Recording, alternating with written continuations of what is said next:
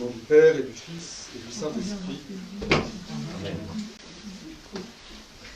La semaine dernière, le Christ entrait à Jéricho et accomplissait encore la prophétie, l'enseignement du précurseur baptiste Jean sur le repentir. Il ouvrait les yeux physiques et spirituels de l'aveugle, Bartimée, donc qui avait un nom. Et décidément, cette ville de Jéricho est importante puisqu'aujourd'hui, nous poursuivons le périple du Christ et ses apôtres et toute la foule immense, comme elle nous l'est décrite la fois précédente, dans Jéricho. Et à nouveau, il y a la rencontre personnelle, toujours, avec un homme, encore l'un des rares, qu'on compte à peine dans une main, de ceux dont le nom est mentionné après sa rencontre avec le Christ. Et là, il s'agit de Zachée. Donc décidément, il se passe des choses importantes. Pourtant, le récit réel de l'événement du jour semble, somme toute, assez simple. On pourrait trivialement considérer que c'est l'histoire d'un homme qui est petit, qui tout d'un coup est pris d'un désir important de voir, de connaître celui qui est le Messie, celui qui est Dieu, qui ne peut pas à cause de sa petitesse et de la foule qui l'empêche d'approcher, et qui va trouver une solution. Il va grimper sur un arbre et il sera en contact avec le Christ qui ira loger chez lui et il se repentira. Donc jusque-là, la chose paraît simple. Et en réalité, il se passe un miracle peut-être encore plus grand que celui de l'ouverture des yeux de l'aveugle précédemment. D'autres miracles. Et pourtant, il passe inaperçu. Alors on va contextualiser un petit peu la chose pour comprendre. On nous dit de Zachée qu'il est un publicain. Qu'est-ce qu'un publicain? Un publicain, c'est une catégorie de juifs qui, sous l'occupation romaine, ont eu cette idée d'avancer, parce qu'ils étaient riches, l'argent des impôts à Rome et de recevoir en échange une charge publique, d'où le nom publicain, et de pouvoir collecter eux-mêmes les taxes.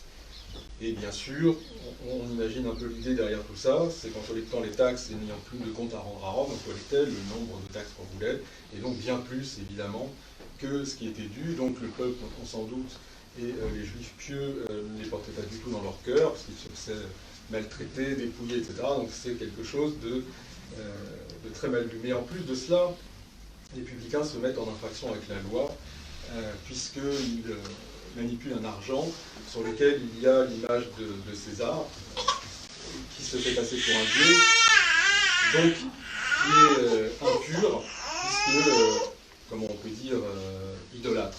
Donc il n'y a pas le droit d'entrer en contact avec ces gens-là qui ont entre les mains cet argent impur, considéré comme rejeté, maudit, et du coup on n'a pas le droit d'aller dans leur maison, de les fréquenter, d'entrer en contact du tout avec eux. Donc c'est une classe à part qui n'est pas aînée, mais qui en plus est marginale, un peu comme les lépreux, un peu comme les aveugles. Encore une fois, on a des gens qui sont sur le bord du chemin, sauf que là c'est un petit peu volontaire. Ils ont choisi leurs conditions, on va dire. Donc voilà, la chose est là. Ensuite de cela, c'est curieux, cet homme-là, eh bien, et c'est pour cela aussi que aujourd'hui on entend ce récit, il est saisi par quelque chose qui est essentiel et qui vient forcément de la grâce, c'est le désir. Pas n'importe quel désir, pas une passion quelconque, mais il a envie, il a un désir irrépressible de voir le Christ, mais pas seulement de le voir, mais de savoir qui il est, de le rencontrer, de le voir. Alors, il va essayer de mettre en œuvre cela, il ne peut pas y arriver, parce qu'il ne le voit pas déjà physiquement, il est trop petit, et donc il va, parce qu'il est ingénieux, trouver le moyen, en grimpant sur un figuier, on le connaît d'ailleurs, il est très identifié, il est toujours là-bas sur place à Jéricho, et de là en hauteur, il attend, en ayant pris un peu d'avance, que le Christ arrive, et il va pouvoir accomplir son désir, il va dans un premier temps voir le Christ. Mais là, ce qui se passe, c'est encore une fois un peu un retournement, puisque l'évangéliste nous raconte que ce n'est pas vraiment lui qui voit le Christ, mais c'est le Christ qui lève la tête et qui le voit. Et là, il se passe quelque chose qui pourrait ne pas attirer notre attention, mais enfin, il l'appelle par son nom. Il l'appelle Zachée. Bon, on ne sait pas, il ne lui a pas dit son nom, il n'est peut-être pas célèbre à ce point-là dans la ville, mais le Christ sait qui il est. Il le voit, il a reçu ce désir, il a compris ce qui s'était passé, et il va lui dire la chose suivante: descends aujourd'hui je dois demeurer dans ta demeure. Alors, il descend, il va s'empresser, toute la suite, on va la voir, mais déjà là, il se passe quelque chose de tout à fait anormal par rapport au contexte que je vous ai indiqué, et qui est lourd de sens. C'est que le Christ, évidemment, va donc entrer dans la maison d'un publicain, donc d'un pécheur, d'un homme impur, avec qui il ne doit pas entrer en contact.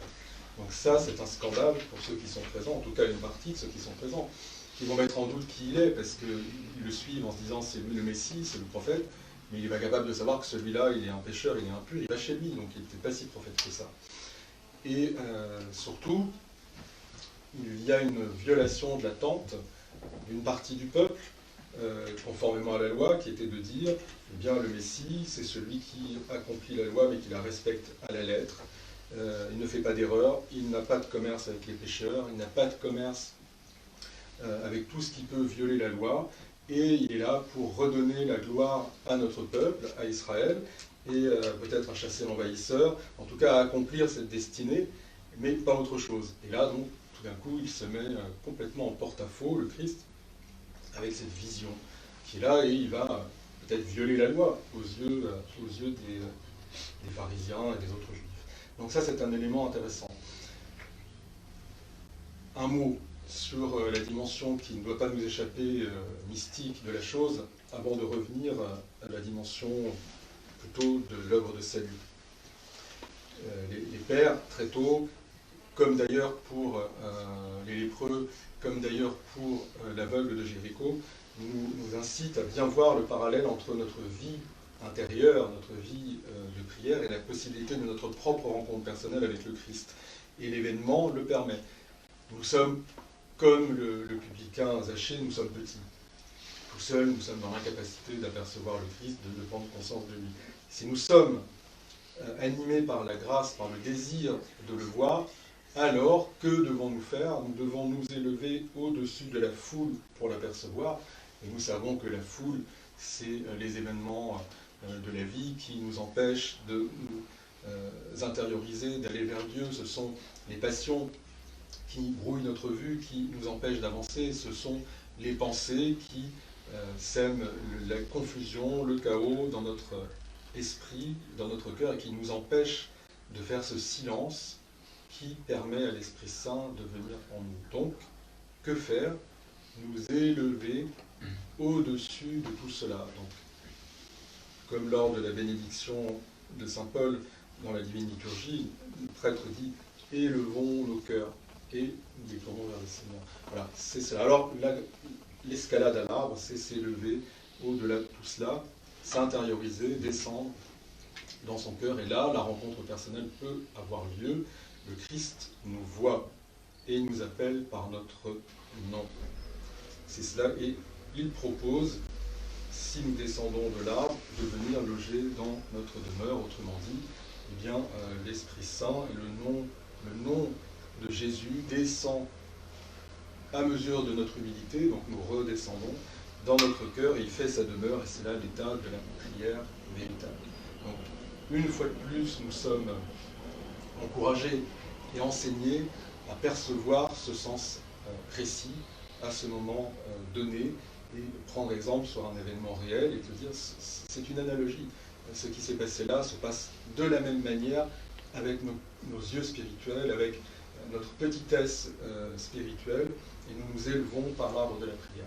Il y a autre chose, l'arbre, le figuier, le sycomore, c'est une race de figuier, eh bien, il emblématise autre chose. Les pères nous le disent, et un qui est tout proche de nous, c'est Saint Nicolas Velimirovitch, nous dit la chose suivante, nous rappelle la chose suivante, attention, c'est le symbole de la loi. C'est le symbole de la loi et des générations qui sortent de la loi.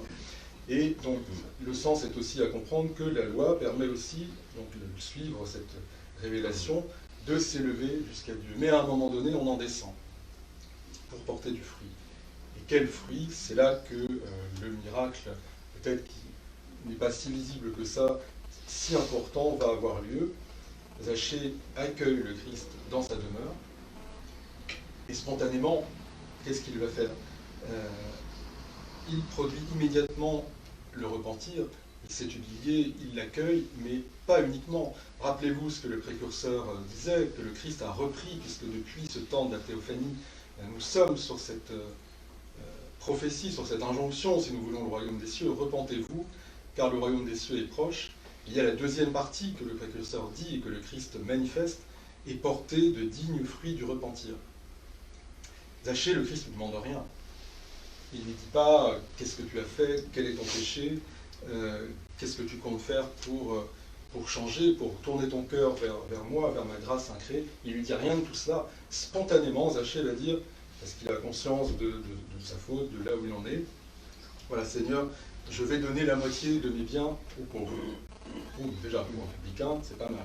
C'est quand même un sacré revirement. Donc il a conscience que finalement, jusqu'ici, le Christ ne pouvait pas demeurer en lui ou chez lui parce qu'il était fasciné et piégé par l'argent qu'il accumulait.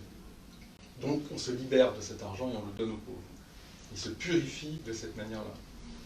Ensuite, il indique par lui-même, et si j'ai fait du tort aux autres, eh bien je leur donnerai 4 fois plus. Et ça c'est assez intéressant. Alors d'une part, il reconnaît donc implicitement qu'il a commis du tort, qu'il a pris plus qu'il devrait, mais là où il est intéressant de chercher un petit peu, c'est que dans la loi, particulièrement c'est dans les nombres, il nous a indiqué un petit peu les peines quand on viole la loi. Et quand on prend de l'argent indûment, ce qu'a fait Zachée, la peine c'est de restituer la somme avec 1/5 de plus. Bon, c'est comme ça a été établi comme cela. Eh bien, évidemment, il connaît la loi. Eh bien, ce qu'il propose, c'est de rendre 4 ou 400 fois plus. Eh bien, c'est autre chose, c'est la peine pour ceux qui, impénitents, ont refusé de rendre l'argent. Donc ça, c'est intéressant, parce que quand on le cherche, et certains pères l'ont souligné, on voit qu'il s'accuse à un point, mais qu'il va tout de suite s'affliger l'épithymie, la pénitence la plus grande, en se considérant impénitent et en donnant bien plus que ce que la loi aurait permis. Donc on voit qu'il porte vraiment de dignes fruits du repentir, qu'il a le cœur ouvert à une humilité réelle, et qui se considère comme impénitent. Le Christ a cette parole par la suite qui dit, voilà, celui-ci est vraiment un fils d'Abraham. On voit ce que ça veut dire. C'est évidemment la descendance de ceux qui ont reçu l'élection, mais plus que ça, ce sont les vrais, c'est-à-dire ceux qui de cœur et d'esprit comprennent ce que Dieu attend, puisqu'il va dire de ceux qui ne sont pas du tout de cette race-là, des pierres même, Dieu peut faire naître des enfants d'Abraham. On est dans l'esprit, on n'est plus dans la loi.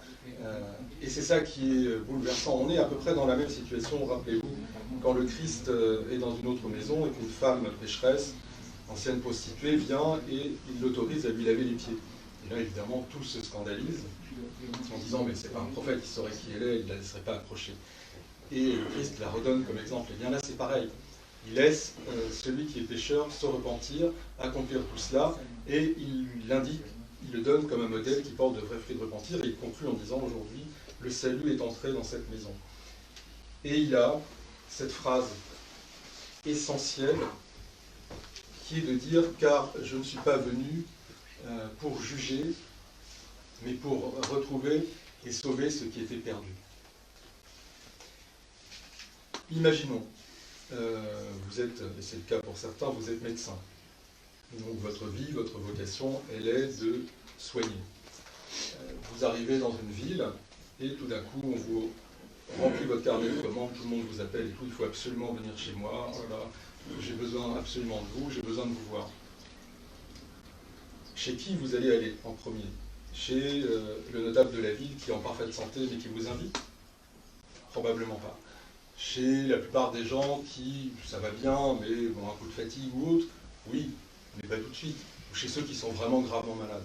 Et c'est évidemment la priorité, le médecin va immédiatement chez le malade. Pourquoi? Pour le soigner. Eh bien Dieu donne cette allégorie finalement. Il est venu d'emblée, non pas pour conforter tout le monde dans l'absolue perfection de la loi, dans le fait que tout est bien en place et accompli. Elle n'est pas venue du tout pour ça, pour respecter ces aspects-là. Il est venu pour chercher ceux qui sont à côté, pour les ramener, convertir leur cœur et les ouvrir en esprit et en vérité, donc avec des actes qui suivent, à sa présence. Et c'est ça le miracle. C'est pas d'avoir respecté la loi, de s'être tenu à l'écart, c'est d'avoir réussi à ramener dans le droit chemin, si l'on peut dire, en tout cas dans la grâce de Dieu, l'un de ceux qui étaient tombés, et publiquement, c'est quelque chose d'extraordinaire. On sait que cet homme est pécheur, on sait que cet homme fait du mal, puisqu'il collecte de l'argent qu'il ne doit pas faire. C'est un collabo. Cet homme-là, on le connaît, il vit dans le luxe, il n'a rien de bien. Le Christ vient chez lui. C'est aberrant.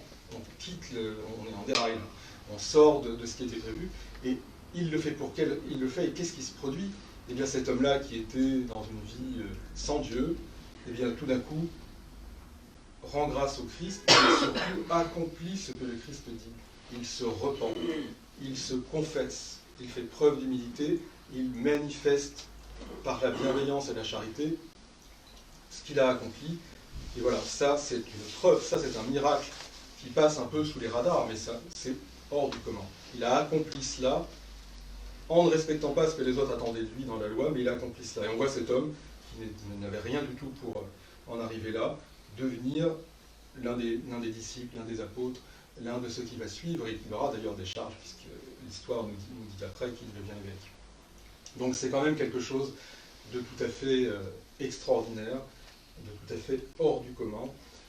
Et c'est cela le message pour ces temps-là. Nous savons que nous clôturons le cycle de la Pentecôte avec Zachée, et que nous rentrons dans 4 dimanches de suite après celui-ci, une préparation progressive à la réalité qui nous permettra d'entrer dans le grand carême et de participer à la résurrection, c'est-à-dire comprendre, recevoir le repentir, la métanoïa, le retournement du cœur vers Dieu.